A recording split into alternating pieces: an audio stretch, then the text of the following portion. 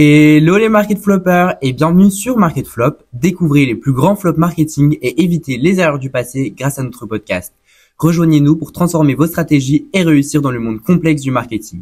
Grâce à notre podcast, vous serez prêt à conquérir le monde digital avec créativité et assurance.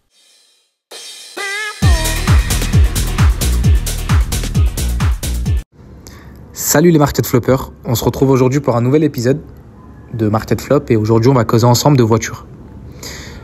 On va parler donc d'un pilier de l'automobile français, j'aimerais même dire européen. Je veux bien parler de Renault. Aujourd'hui, du coup, on va explorer l'histoire fascinante de Renault, ses débuts, ses innovations révolutionnaires.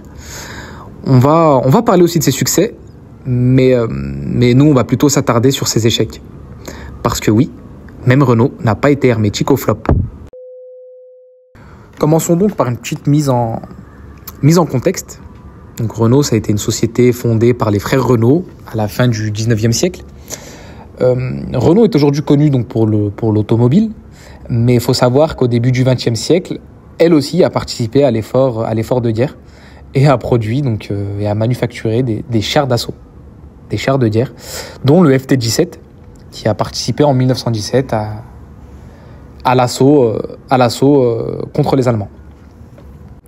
Le premier tournant pour Renault, ça va réellement être en fait à la sortie cette fois de la Deuxième Guerre mondiale.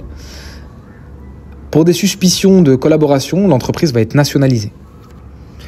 Elle sera reprivatisée par la suite qu'en 1979 sous l'impulsion de François Mitterrand.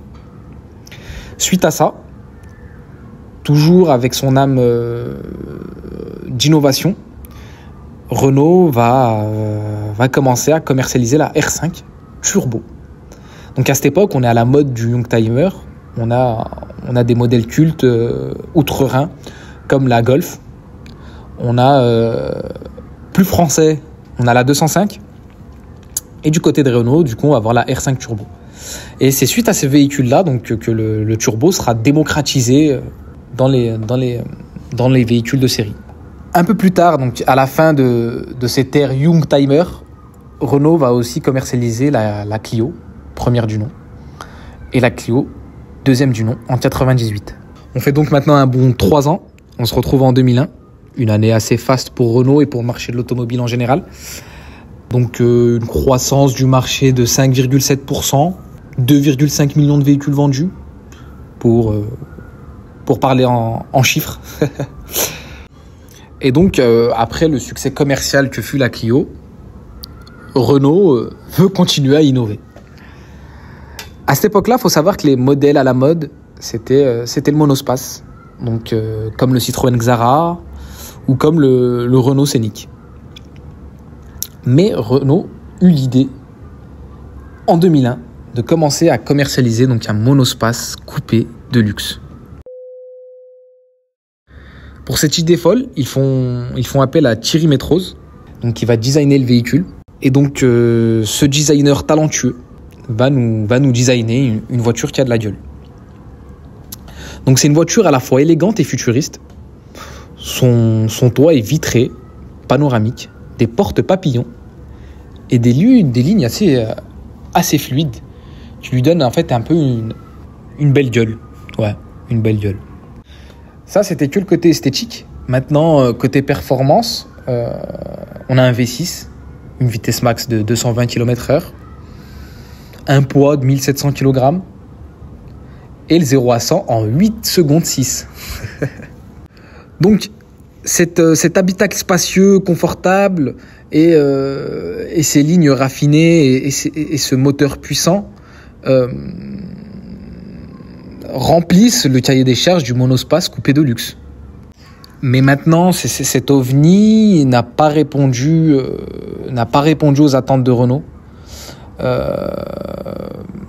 Parce que ouais, au vu des lignes de la voiture, le mot ovni, c'est vraiment le mot idéal. Parce que dans le paysage automobile, il n'y a pas eu et il n'y avait pas d'équivalent. Mais le cahier des charges était rempli. Mais comme on l'a dit, c'est un flop commercial. C'était un pari risqué. La voiture, elle était chère. Et ces lignes, en 2001, ne correspondaient pas au grand public. En termes de prix, à la sortie, on était à 36 400 €. À titre de comparaison, en prenant compte de l'inflation, là, à l'heure actuelle, ça équivaudrait à 48 000 € quand même. Sur le marché de l'occasion, ce véhicule, on le retrouve à 16 000, que ce soit sur les plateformes que vous connaissez mieux que moi.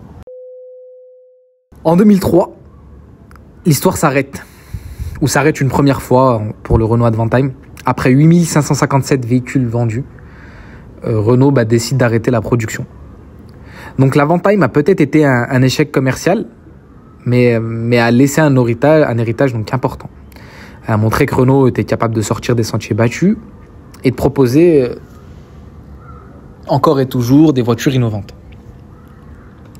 On peut même dire que ce Renault Advantime est quelque part le papa de la Citroën C4 Picasso ou de la Peugeot 3008.